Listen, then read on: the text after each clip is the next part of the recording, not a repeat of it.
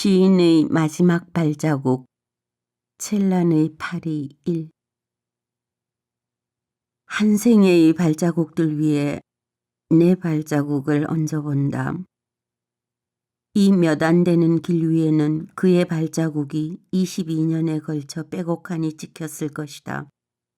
골목 하나하나를 되짚으며 발이 붓도록 헤매고 다닌 내 발자국 몇몇이 그 위에 포개지기도 했으리라. 아는 사람은 있었다. 지난 5월 루마니아에서 열린 학회에서 만난 파리 고등사범학교 에콜 노르말 수페리에르의 동문과 교수에게 한번 찾아가마고 했었다. 그런데 연락하지 않았다. 갑자기 짧은 일정으로 파리에 오게 되어 시간이 촉박하기도 했지만 첼란의 거처를 둘러보는데 누군가의 도움을 받아서는 안 될 것 같았다. 27에 이미 세상의 모든 것을 잃고 국적조차 없이 파리로 왔던 그 막막했던 청년의 발자국은 내가 헤매어 찾아야 할 것 같았다. 불쑥 떠났다. 아침 8시. 독일 뮌헨역에서 주소 7개와 시집 몇 곳만 든 채 출발했다. 가장 빠른 직행인데 파리 동부역에 도착하니 오후 5시가 넘어 있었다. 벌써 해가 기울고 있어서 초조했다. 그의 마지막 집 근처 미라보 다리 위쯤에서 지는 해를 보겠다는 생각을 했기 때문이다. 늦어도 내일 밤 마지막 기차를 타고 돌아가야 하는 일정이다. 손안에는 주소 7개. 역의 상점에서 시내 지도를 산다. 복잡한 낯선 지도와 주소 7을 일일이 대조할 여유는 없다. 오늘 저녁의 어둠 속에서는 마지막 집만, 형편이 되면 마지막에서 2번째 집까지만 찾기로 한다. 죽음의 집들인 까닭이다. 마지막 거처, 에밀 졸라길, 미라보 다리와 가까운 곳. 지도를 들여다보고 지하철 입구에서 10장짜리 표를 산다. 이리저리 오가자면 낱장보다 나을 것 같다. 10장짜리 저렴한 표가 있다는 것이 대도시 파리의 현실에 대한 나의 거의 유일한 정보이다. 한 생애의 발자국들 위에 내 발자국을 얹어본다. 휘청인다. 배임이 깊다. 에밀 졸라길은 꽤 길어서 지하철 정거장이 3이나 있다. 첼란의 마지막 집이 미라보 다리에서 가깝다 하나 얼만큼 가까운지는 모르므로 중간역에서 내리기로 한다. 길의 시작인 첫 역에서 내려 길을 다 걸어보아야 할 것 같지만 얼마나 긴지 모르므로 체력을 아끼기로 하고 중간역 샤를 미셸에서 내려 천천히 다리 쪽을 향한다. 문득 목이 말라 귤 2개를 사서 먹는다. 건물의 번지를 보지 않고 저 건물쯤이 아닐까 짐작하며 걷는다. 5, 6층쯤 되는 낡거나 새것인 연이어진 건물들. 그중 어느 집의 어느 방이냐는 별 의미가 없을 듯하다. 마지막 거처에서 첼라는 그래도 정착해보려 했던 것 같다. 병이 가족에게 위해가 될 만큼 깊어져 함께 살던 집을 나와서 학교 근처의 단칸방에서 2년간 지내다가 방이 셋인 이곳으로 옮긴 데는 답답함을 덜려는 생각도 있었겠고 그래도 뭔가를 혼자의 삶을 다시 꾸려보려는 생각도 있었을 것 같다. 그러나 몇 달 지나지 않아 그는 빈 서가를 채우지도 않은 채로 그에겐 5천여 권의 책이 있었다. 1970년 정황으로 미루어 추측해보건대 아마도 4월 19일 밤쯤 센강에 투신했다. 5월 13일에야 13km쯤 떨어진 강 어귀에서 시신이 발견됐다. 그의 방 책상 위에는 읽다가 둔 카프카의 책이 펼쳐져 있었다고 한다. 아직은 불 켜진 방이 별로 없는 건물을 한참 쳐다본다. 다리 쪽으로 내쳐 걷는다. 다리로 가자면 우선 에밀 졸라 길을 건너고 다시 강 쪽으로 난 작은 길을 2번 지나야 한다. 에밀 졸라 길을 건너 강 쪽 신호등 앞에 서며 놀란다. 오른편으로 멀지 않은 곳에 화려한 조명으로 장식된 에펠탑이 서 있다. 조명 불빛 탓에 잡힐 듯 가깝게 느껴진다. 파리의 에펠탑이 신기해서 놀랄 리야 없고 지난 5월에 다녀온 루마니아의 도시 야시가 떠올랐기 때문이다. 첼란의 고향 체르노비치와 가깝고 아주 비슷하다고 해서 거기로나마 달려갔던 야시에는 에펠이 설계한 호텔이 있었다. 한참 쳐다보았다. 체르노비치에도 에펠이 설계한 무언가가 있지 않았을까. 쓸쓸한 거처를 나서면 바로 솟아있는 저 탑을 보며 가끔 고향을 생각했을 것이다. 길을 마저 건너면 작은 메트로 정류장이 있고 그러고는 바로 다리다. 오래전 내가 파리에 처음 왔을 때 퐁레프나 알렉산더교처럼 아름답진 않다고 하는 좀 외떨어져 있어 부근도 삭막한 이 다리를 굳이 찾아왔었다. 물론 아폴리네르의 시구 때문이었다. 프랑스어를 배우던 대학 시절 열심히 읽었던 시, 들었던 샹송, 술레뽕 미라보 꿀라세는 미라보 다리 아래로 센 강은 흐르고 우리의 사랑도 맞잡은 우리의 2팔 아래로 흘러가네. 아폴리네르는 첼란이 번역한 많은 시인 중 한 명이기도 하다. 세월이 흘러 그 사이 동네가 다소 자리 잡힌 듯 삭막함은 예전보다 훨씬 덜하다. 다리도 예전보다 안정감이 느껴진다. 어둠에 덮였기 때문이기도 할 것이다. 무엇보다 센 강이 내가 서울에서 자주 찾는 한강보다 훨씬 좁아서 그럴 것이다. 강변 쪽으로 내려와서 강을 쳐다본다. 교각 근처에 조각을 자세히 보니 길다란 뿔나파를 불고 있는 여신상이다. 여기쯤 앉아서 생각할 수밖에 없을 것 같다. 결코 승리도 풍요도 되려하지 않는 삶을. 시구가 울린다. La joie venait toujours après la peine. 기쁨은 언제나 괴로움 뒤에 오고. 기쁨이야 괴로움 뒤에 왔지만 괴로움 뒤에 언제나 기쁨이 왔는가? 그렇지 않았다. 나도 강둑에 주저앉는다. 말이 둑이지. 난간 없는 이 둑에서 대롱거리는 내 발끝과 물 사이는 두어뼘. 그냥 몸을 앞으로 조금 숙이기만 하면 단호한 경계를 넘을 것 같다. 여신상의 발치에도 작은 인물상에 거신 듯한 발이 늘어져 대롱거리고 있다. 어둠 속에 한참 앉아있다가 한기에 몰려 일어선다. 그 사이 에펠탑은 조명이 바뀌어 온통 스팽글 장식을 단 듯 번쩍이고 있다. 이 어두움과 저 현란함 사이의 거리. 다시 신호등쯤에서 한참 에펠탑을 바라본다. 구제된 하루치 유예된 듯한 아슬아슬한 목숨. 신호등을 건너서도 한참 서성이다 다시 에밀 졸라 길로 들어선다. 맞은편으로 천천히 길을 되짚어 걷는다. 그 사이에 건물들 여기저기 불이 켜졌다. 일터에서 사람들이 돌아온 것일 게다. 첼란의 마지막 거처쯤일 건물. 낮은 2층에 불이 유난히 환하다. 복에서는 누군가가 저녁 준비를 하고 있고 다른 방에 있는 이는 부산하게 이 방 저 방을 들락거리며 불을 껐다 켰다 하면서 뭘 찾고 있다. 삶이 비쳐나온다. 이렇게 여기쯤에서 첼란 역시 이따금 저 서먹한 그러나 일말의 그리움을 끊을 수 없는 남들의 삶을 관찰했을 것이다. 그리고 어두운 자신의 거처로 무거운 발을 옮겼을 것이다. 꼭대기 층쯤이었을 황량한 방.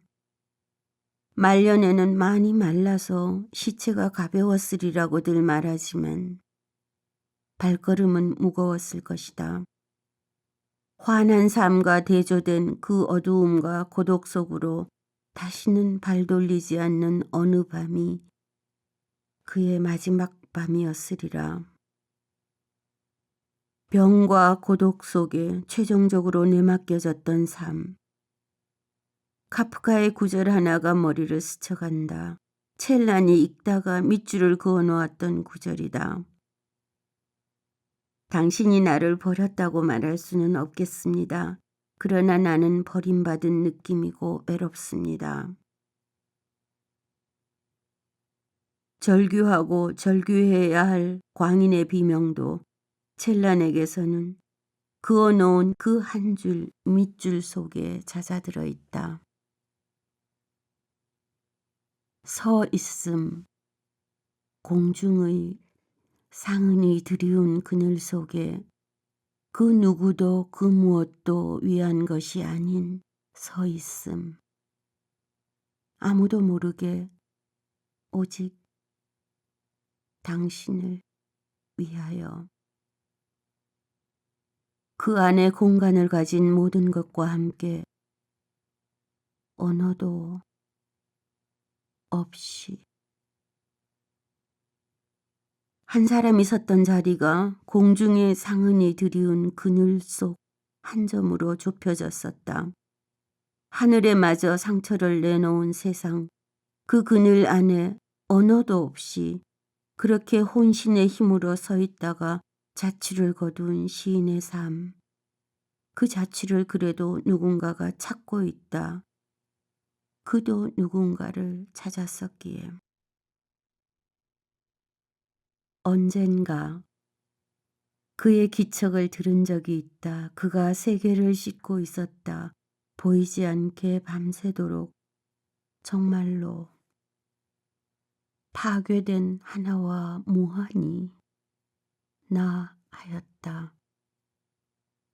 빛이 있었다. 구원이 있었다.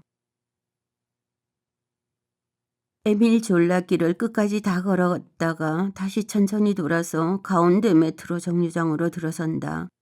그 정류장과 첼란의 거처는 한편이라 한 정류장을 더 가서 세 차례나 신호를 기다려 길을 건너와야 하는 미라보 다리 쪽 정류장보다는 이 정류장을 이용했을 것 같다.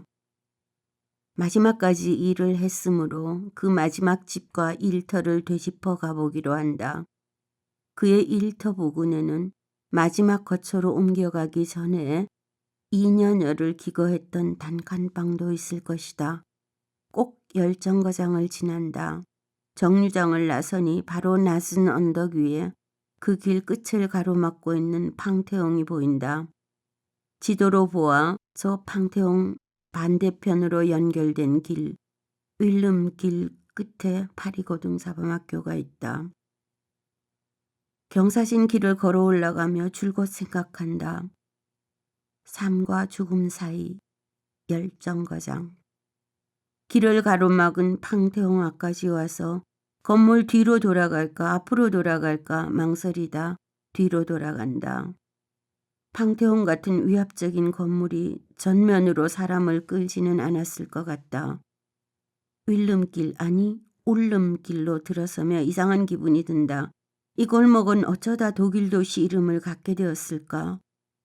아마도 그곳에서 태어난 아인슈타인 덕분일 것이다. 뮌헨에서 기차를 타고 오면서 울름을 지나쳐 왔다. 울름을 지나가노라면 늘 드는 생각. 한 큰 과학자가 태어나 이 작은 곳이 그리도 이름 높아졌구나. 또 더 예전에는 이 부근에서 눈 때문에 한 부대가 진군을 못하던 겨울, 그 부대의 군인이던 한 청년 철학자가 작은 책, 방법서설을 써서 근대적 사유의 틀을 놓았다. 나는 생각한다. 고로 실은 그럼으로써 존재한다고. 울름길을 조금 걸어가자니 퀴리 연구소가 나온다. 아주 낡은 건물도 있고 새 건물도 있다. 교육학과 건물이 한 채 그 사이에 서 있을 뿐 온통 퀴리 연구소 건물들로 길이 차 있다. 언젠가 막막하게 폴란드를 떠나온 한 소녀의 저러한 현전. 막막하게 루마니아를 떠나온 한 청년에게도 압도적으로 다가왔을 것이다. 이 현란한 도시에서 하나의 존재 가능성으로서 말이다. 문학이 자연과학 같은 성과를 낼 수 없다는 것을 알더라도 청년의 뇌리를 스쳐갈 수 있는 꿈들이 있었을 것이다. 퀴리 연구소들의 끝머리, 화학연구소 맞은편에 숨겨지다시피 파리 고등사범학교는 있다. 금요일 밤. 문은 굳게 잠겨 있다. 저 안쪽에 오래된 작은 뜰이 있음을 안다. 그 뜰을 에워싼 낡은 건물에는 뜰을 향한 창들이 오밀조밀 나 있다. 그중 하나 앞에 첼란이 자주 섰을 것이다. 1959년부터의 그의 직장. 1948년 무작정 온 무국적 청년은 온갖 번역 자빌로 생계를 이어오다 마침내 이 최고 학교에서 독일어를 가르칠 수 있게 되고 생활의 안정을 얻게 된다. 마지막까지 지킨 일터.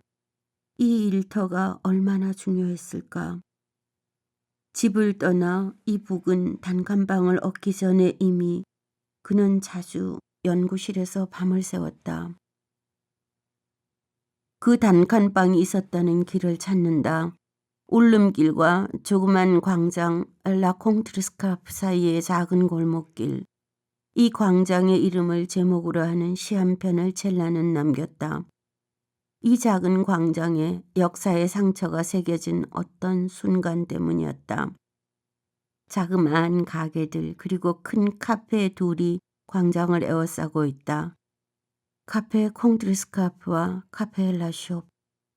라숍 쪽이 첼란의 단골 카페였다. 그 광장에 한참 서 있었다. 찾는 골목길은 잘 찾을 수가 없다. 작은 골목인 탓인지 내가 산 지도에는 나오지도 않는다. 헤매면서 꽤 즐비한 음식점 중에서 중국집도 눈여겨본다. 아주 오래전 처음 파리에 왔을 때 지인의 안내에 이끌려 팡테옹 뒤에 있는 광명이라는 중국집에서 우동을 먹었던 기억이 있다. 한국에만 있는 중국집 우동을 유럽에서 먹었으니 기억에 남아있을 수밖에. 그 중국집이 망하려 해서 한국 학생들이 한국에만 있는 우동 짜장면을 알려줘서 그 메뉴로 회생했다는 이야기를 듣고 많이 웃었었다. 첼란의 단칸방을 다시 찾아보기로 한다.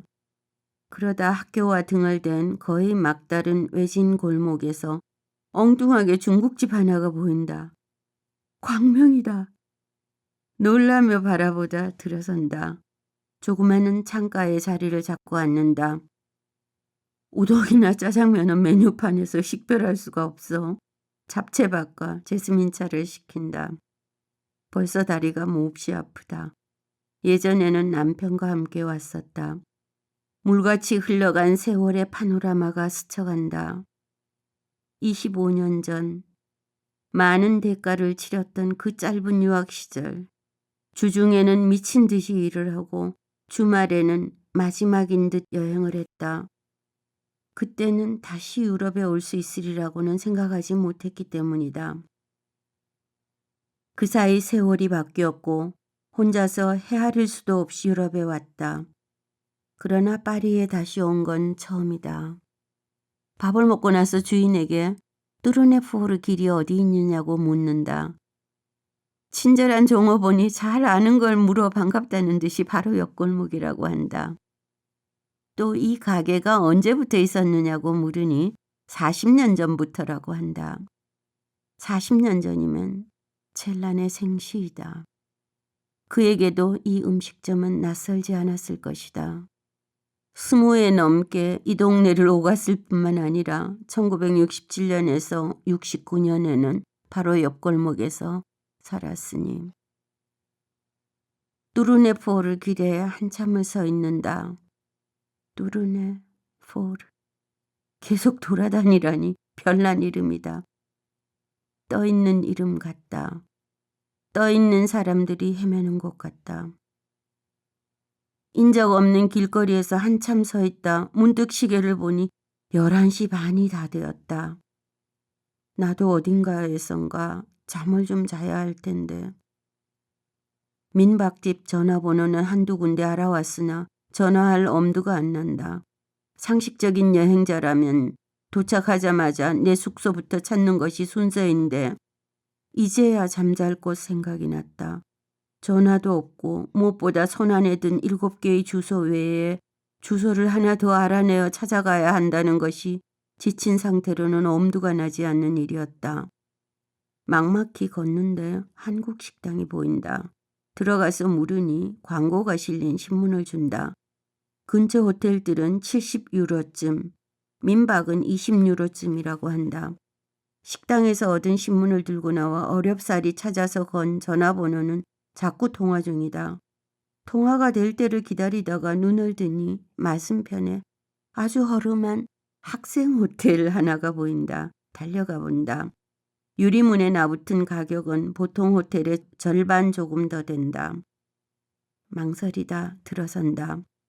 교회의 민박집을 찾아다닐 힘도 없거니와 이 동네에서 조금 더 머물러 있어야 할 것 같다. 졸던 흑인이 방값을 선불로 받고는 열쇠를 내준다. 프런트는 그런대로 그럴싸했으나 5층으로 올라가 문을 여니 방이 참 초라하다. 침대는 2개나 있지만 세면대 하나, 뚜껑도 없는 변기가 방 한가운데 덜렁 있을 뿐 허름하기 그지없다. 생제르맹 대로변에 이런 곳이 있다니. 하지만 첼란이 처음 살았던 방도 별로 나지 않았을 것이다. 대학 공부를 다 하고 결혼을 하고 또 한참을 아이가 태어나 비좁아서 더 이상 견딜 수 없을 때까지 이런 방에서 살았을 것이다. 바람같이 온 내게도 이런 곳이 있다는 것만으로도 고맙다. 조금 누워 쉰다. 낮에 찾아들어 무거운 가방이라도 놓고 돌아다녔더라면 좋았을 것을. 조금 있다가 일어난다.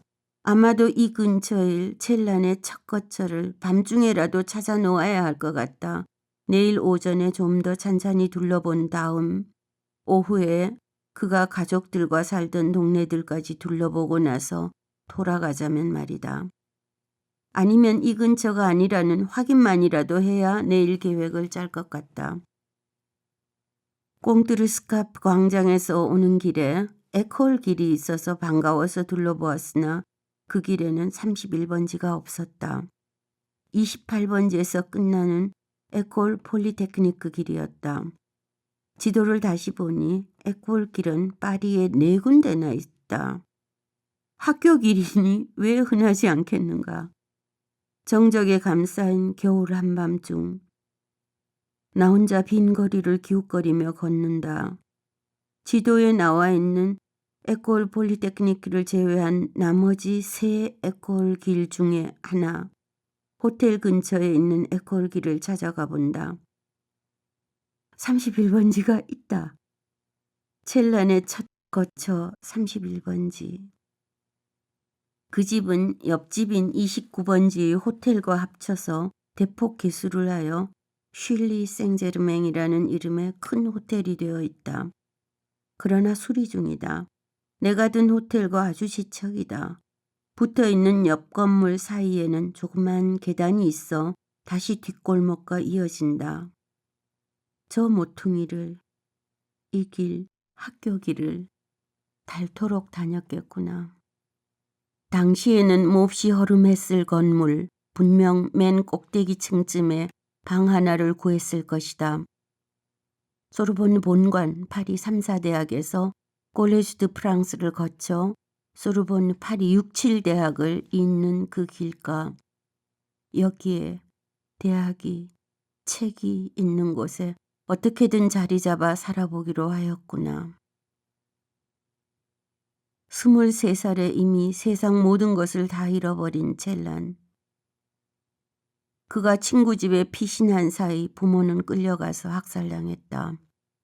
첼란 자신도 살인적인 거의 죽을 때까지 일을 시키는 노동수용소에 갇혀서 일하다 우연히 살아남았다. 노동 능력이 없는 사람들을 출연해 살인수용소로 보내는 줄에 섰던 첼라는 감시가 소홀한 틈을 타서 잔유자 줄로 옮겨섰다.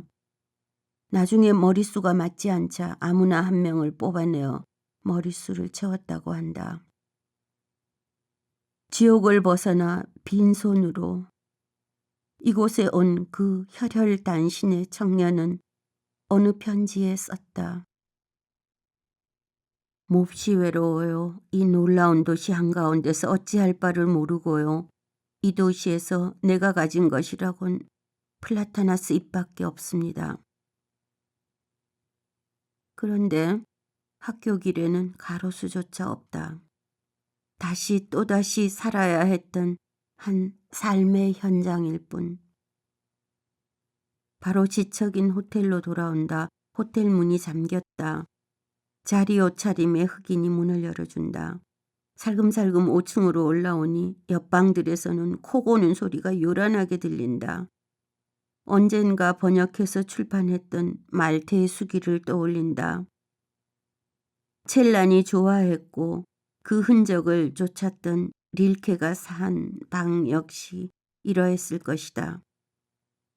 파리의 5층 방, 맨 꼭대기층의 허름한 방에서 릴케의 말테는 옆방의 숨소리, 냄비뚜껑 굴러가는 소리를 고스란히 들으며 이 초라한 삶에다 우리가 다시 부여해야 할 가치를 생각했다. 작은 것을 소중히 하고 기억들을 묻힘으로써 또 보이지 않는 것을 보는 힘으로 초라한 존재 자체에도 다시 의미를 부여하고 싶어 했다. 나는 릴케처럼 존재론적 성찰은커녕 피로에 지쳐 침대에 몸을 던지자 바로 잠들고 만다. 눈을 뜨니 비가 오고 있다. 아침을 먹으러 내려간다. 아침 식사는 커피에 크루아상 하나, 반뼘쯤 되는 작은 바게트 한쪽뿐이다. 돌아다닐 생각에 열심히 집어넣고 나와서 어제 저녁 이 동네로 들어서면서부터 어둠 속에서 걸은 길을 빛 속에서 되밟는다. 가르무 길로 들어서며 에콜 길을 왼편으로 건너다 보니 호텔 쉴리 옆 계단에 초라한 중년 남자가 쭈그리고 앉아있다. 길 건너편에서 나는 수리 중인 호텔의 사진을 찍는다. 그 작은 내거리에 꽃집도 찍는다. 첼란이 꽃집을 눈여겨보지 않았을 리 없으므로. 팡테온까지 가서 팡테온을 둘러보는 대신 그 뒤편의 자그마한 생테티엔 듀몽 성당에 들어가 본다. 건축물의 식물적 아름다움에 놀란다. 한 송이 꽃 같다. 릴케도 자주 섰던 곳이다. 달빛 어린 이곳의 모습을 써놓기도 했다. 첼란도 이따금 들렀으리라. 쉬고 싶을 때였을 것이다. 이 정적 속에 앉았으리라. 생테티엥 듀몽을 나와서 그래도 팡테옹 앞으로 한번 가본다. 위압적인 건물. 안을 들여다보다가 잘린 목을 들고 있는 대형 그림이 입구를 장식하고 있어 들어가지 않는다. 생드니. 제 아무리 성인에 관한 그림이어도 인간의 이런 잔혹함을 보고 싶지 않다. 이 위압적 국수적 건물이 지닌 그 공격적 배타적 추모의 성격으로 인해 로마의 팡테옹에 대한 인상마저 버릴 것 같아 얼른 떠난다. 여기에 불후의 명성을 누리도록 선별된 작가들 또한 잠든 줄 알면서도 그냥 파리 고등사범학교를 향한다. 여전히 잠겨있는 담벼락 높은 건물. 그 앞의 유서 깊어 보이는 화학연구소만 보고 이번에는 건물 오른편 골목으로 접어들어 본다. 높은 중세적 담벼락을 따라 정말 중세 같은 골목이 이어진다. 따라간다. 바로 뚜르네포르 길과 만난다. 뚜르네포르 길과 교차해서 이어지는 골목을 들여다보니 테이블 몇 개가 아기자기 놓인 음식점들이 즐비하다. 음식점 앞에서 노인이 골목을 쓸고 있다. 빈 트루네포르 길을 건너다 보다가 그 정적과 외로움에서 눈길을 거두고 그 아기자기한 골목으로 들어선다. 골목이 끝나는 곳은 미타르파 길. 약간 오르막인 왼쪽은 콩트르스카프 광장이고 내리막인 오른쪽은 아기자기한 시장 골목이 연있는다. 치즈 가게도 있고 통닭을 굽는 가게도 있고 생선 가게도 있다. 그 북적대는 골목 한중간에 도서관도 하나 있다. 자그마치만 오래된 생테티엔 도서관. 탐색되어야 할 삶을 생각하게 하는 곳. 이제 찾아져야 할 삶을 기억시키는 소음, 발자국, 냄새들. 골목 안 과일 가게에서 귤 2개와 리치 3개를 산다. 광장에 한참 서 있다가 얕은 오르막을 올라 숙소, 호텔로 되돌아온다.